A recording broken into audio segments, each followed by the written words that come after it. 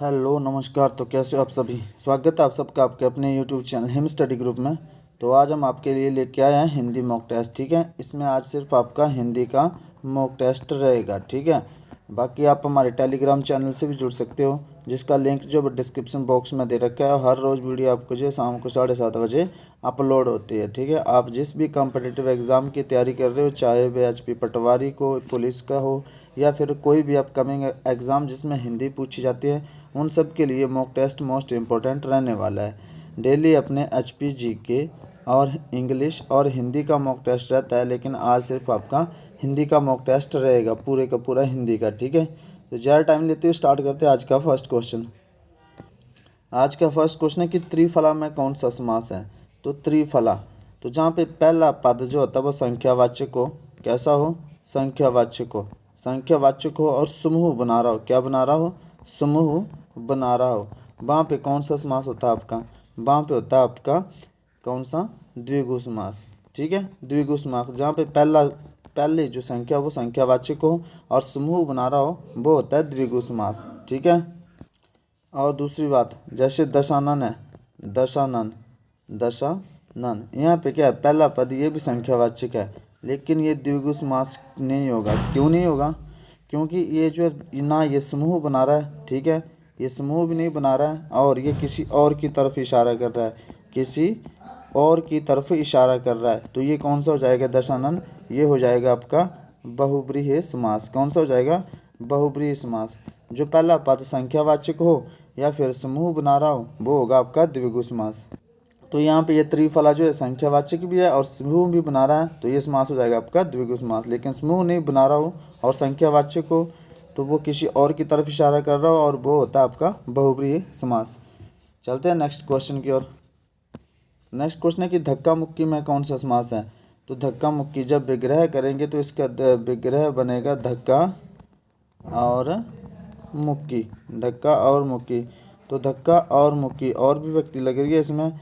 ठीक है, तो जहाँ पे आपका और आ जाए, योजिक चिन्ह आ जाए, ठीक है, या एक दूसरे के विपरीत हो, वहाँ पे कौन सा समास होता है आपका? द्वंद्व समास हो जाता है। कौन सा समास होता है? द्वंद्व समास होता है। तो धक्का मुक्की में कौन सा समास है? द्वंद्व समास हो जाएगा। ठीक है, और जहाँ पे सेम शब्द आ जाए, अपना अपना, तो वहाँ पे कौन सा समास होगा आपका?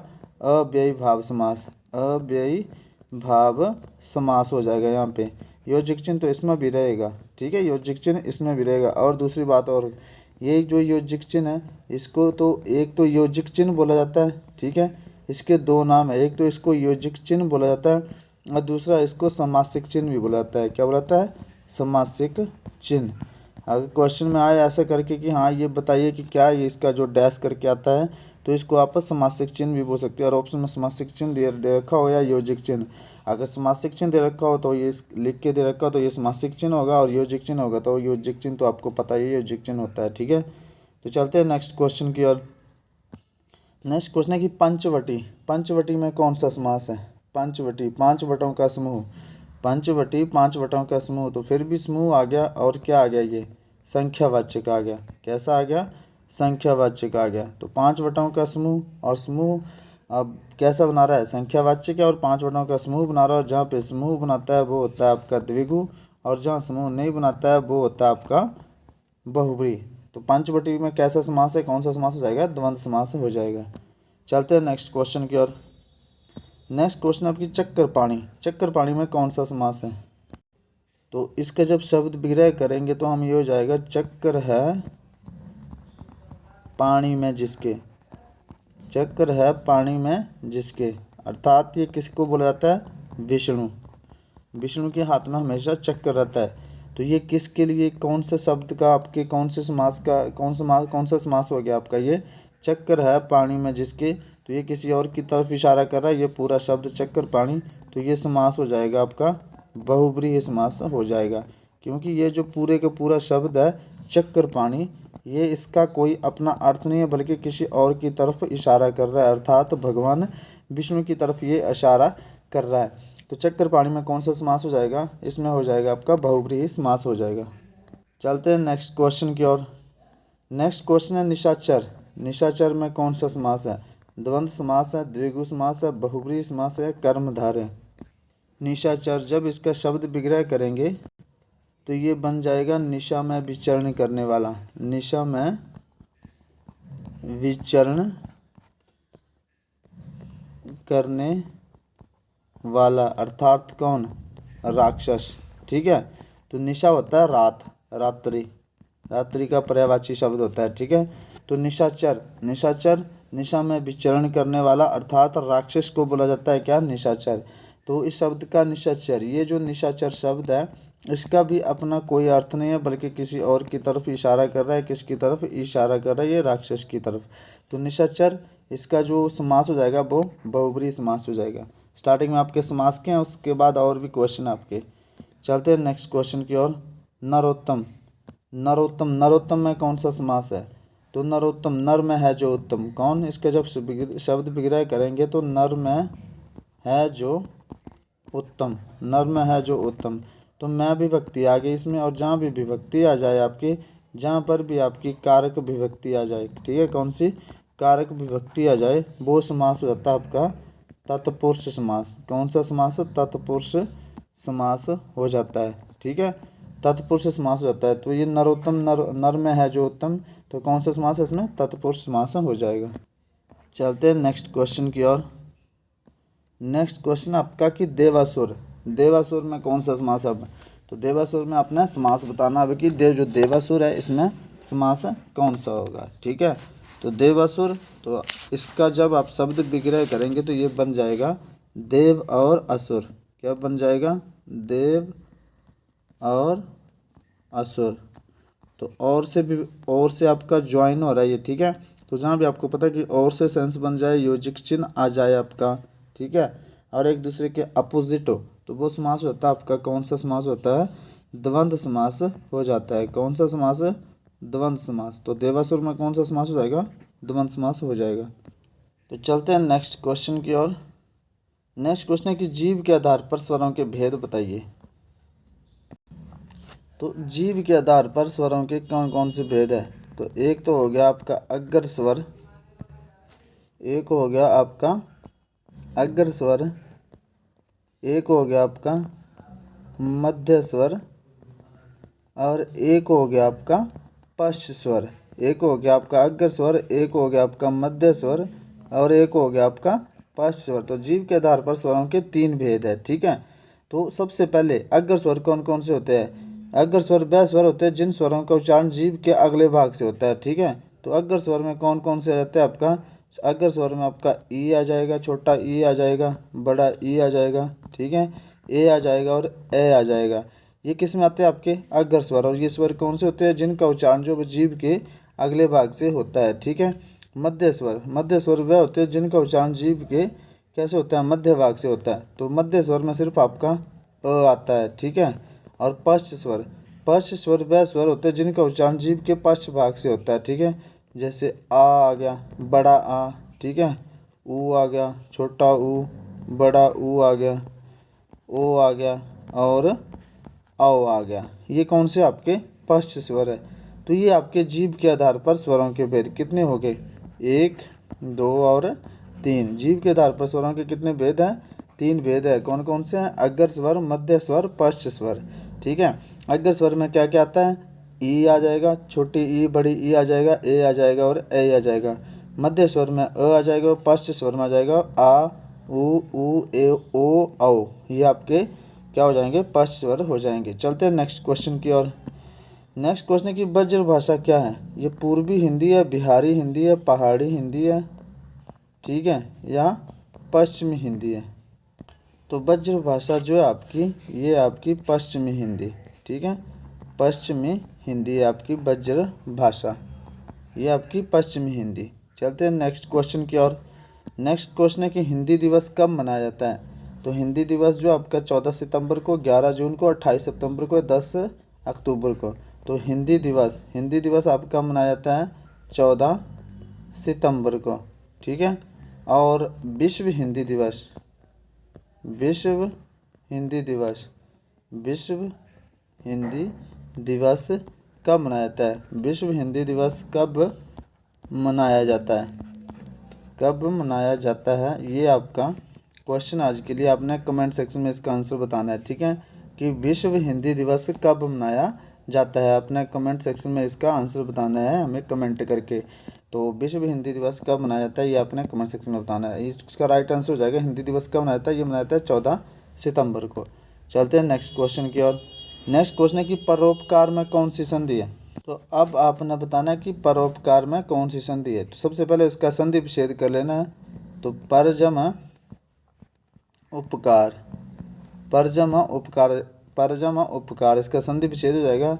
यहाँ से क्या निकला आपका अ निकला, और यहाँ से क्या निकला ऊ निकला, छोटा ऊ निकला, और दोनों मिलके क्या बन रहे हैं, ओ बन रहे हैं। ठीक है, पर अ निकला, यहाँ पे ऊ निकला, और अ और ऊ जब आपस में मिलते हैं तो ये क्या बनाता है, ओ बनाता है। तो परोपकार में संधि कौन सी होती है, या फिर इसको ऐसे भी रखते हैं, आप ऐसे भी समझ सकते हैं कि जहाँ पे ओ की मात्रा आ जाए। ठीक है, जैसे परोपकार हो गया, ठीक है, ओ की मात्रा आ गई। ठीक है, महेंद्र हो गया, ए की मात्रा आ जाए। ठीक है, राजेंद्र हो गया, ए की मात्रा आ जाए। जहाँ पर ऊपर एक मात्रा आ जाए, एक मात्रा आ जाए, वो संधि कौन सी होती है आपकी, वो संधि होती है आपकी गुण संधि। इसको रूल से भी समझ सकते हो या मात्रा से भी समझ सकते हो। ठीक है, तो इसमें संधि कौन सी हो जाएगी, परोपकार में आपकी संधि हो जाएगी गुण संधि। चलते हैं नेक्स्ट क्वेश्चन की ओर। गंगोदक, गंगोदक का संधि विच्छेद आप करेंगे अब। गंगोदक, गंगोदक, ठीक है। तो गंगोदक का संधि विच्छेद कैसे होगा, गंगा, जब दो पहले जो दो प्रॉपर शब्द बनते हैं वो बना लेने हैं। ठीक है, तो गंगा जमा उदक। ठीक है, पहले इसको रूल के देखते हैं फिर ट्रिक से देखते हैं। गंगोदक, गंगा जमा उदक, तो यहाँ से क्या आ गया, आ गया। ठीक है, यहाँ से क्या आ गया, ओ आ गया, और दोनों मिलकर क्या बना रहे हैं, ओ बना रहे हैं। तो ये क्या बन गया, ये तभी बना ना गंगोदक, गंगोदक, ऐसे प्रॉपर शब्द ऐसे बनाना। तो यहाँ से आ गया गंगा, गा से आ गया, ऊ से ऊ आ गया, और क्या बना, ओ बना गंगोदक। और दूसरी तरीका आपको बताया कि जहाँ पर सिंगल मात्रा आ जाए, ओ की मात्रा आ जाए, गंगोदक हो गया, महोत्सव हो गया। ठीक है, सिंगल मात्रा आ रही है ना, महोत्सव हो गया।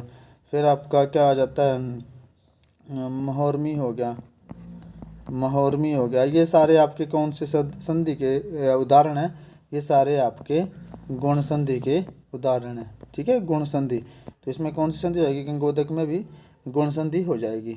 चलते हैं नेक्स्ट क्वेश्चन की ओर। नेक्स्ट क्वेश्चन है कि स्वच्छ, स्वच्छ में कौन सी संधि है। अब स्वच्छ का अपना संधि विच्छेद करना है। ठीक है, तो स्वच्छ, स्वच्छ में संधि कैसे, संधि विच्छेद कैसे करेंगे, सबसे पहले इसका संधि विच्छेद करना है। तो स्वच्छ का संधि विच्छेद हो जाएगा सु जमा अच।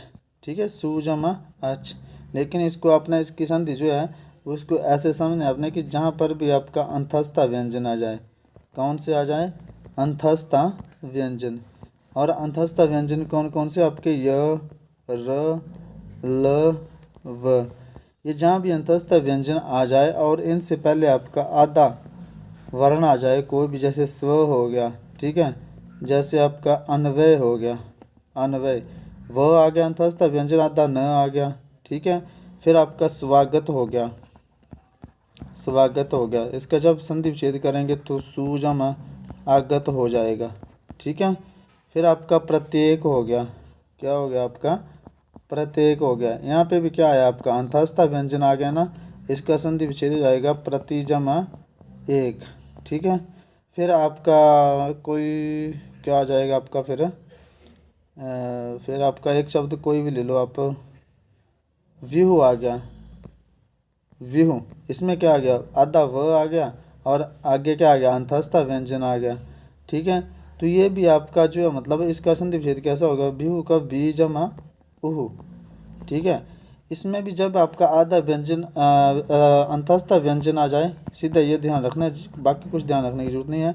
अंतस्थ व्यंजन आ जाए और अंतस्थ व्यंजन से पहले, अंतस्थ व्यंजन से पहले कोई आधा वर्ण आ जाए। ठीक है, आधा वर्ण आ जाए तो वो संधि जो होती है आपकी कौन सी संधि होती है, यण संधि जाती है। कौन सी संधि होती है, यण संधि हो जाती है। तो यहाँ पे जो पूछा कि स्वच्छ, सु जमा अच, और ऊपर से आपका ये क्या है, अंतस्था व्यंजन है ना, अंतस्था व्यंजन। तो अंतस्था व्यंजन से पहले आधा वर्ण आ जाए कोई, तो वो आपकी संधि हो जाती है। कौन सी संधि होती है, यण संधि होती है। कौन सी संधि, यण संधि। तो सुअच में कौन सी संधि हो जाएगी, ये यण संधि हो जाएगी। चलते हैं नेक्स्ट क्वेश्चन की ओर। नेक्स्ट क्वेश्चन है आपका वागीश। आपने वागीश का संधि विच्छेद करना अब, ठीक है। तो वागीश का संधि विच्छेद सबसे पहले आपने संधि विच्छेद करना है। तो इसका संधि विच्छेद क्या हो जाएगा, वाक जमा ईश, वाक जमा ईश, वाक जमा ईश। अब इसमें अपने ये ध्यान रखना है कि किसी भी वर्ण, ये इसका पहला रूल है विसर्ग संधि का, ठीक है। इसमें क्या होता है कि जैसे क हो गया, ख हो गया, ग हो गया, ज हो गया, ठीक है, क ख ग घ, घ हो गया, ठीक है, अण्य हो गया। इसमें क्या होता है कि शब्द का जो तीसरा अक्षर है ये किस में चेंज होता है, प्रथम अक्षर में। इसका पहला रूल ये क्या होता है कि जो शब्द का तीसरा अक्षर है ये प्रथम अक्षर में चेंज हो जाता है, ठीक है। जैसे यहाँ क्या था, वाग था, वागीश था, क्या था, वागीश था। तो ये ग क्या है, थर्ड अक्षर है। तो सबसे पहले क्या, वा आ गया, क, और क का आपने ध्यान रखना कि हलंत आ जाएगा, ठीक है, हलंत आ जाएगा, और वाग जमा ईश हो जाएगा। क्या हो जाएगा, वाग जमा ईश हो जाएगा। तो वाग जमा ईश ये क्या बन जाएगा आपका, वागीश बन जाएगा। और ये किस में होता है आपका, ये व्यंजन संधि में होता है, व्यंजन संधि। कोई भी शब्द जिसमें हलंत आ जाए, ठीक है, हलंत आ जाए, वो संधि आपकी हो जाती है कौन सी, व्यंजन संधि हो जाती है। तो वागीश में संधि कौन सी है, व्यंजन संधि हो जाएगी। चलते हैं नेक्स्ट क्वेश्चन की ओर। नेक्स्ट क्वेश्चन है कि निम्नलिखित में से कौन सा योग रूढ़ शब्द है। अब आपने योग रूढ़ शब्द बताना है। विद्यालय, विद्याजम आलय, यौगिक शब्द, विद्यार्थी, विद्याजम अर्थी, क्या आपका ये भी यौगिक शब्द, ठीक है। कैसे, ये दोनों यौगिक शब्द, जैसे जिसके जो खंड प्रॉपर दो, मतलब जिस शब्दों को तोड़ के दो प्रॉपर शब्द बन जाए वो होते हैं आपके यौगिक शब्द।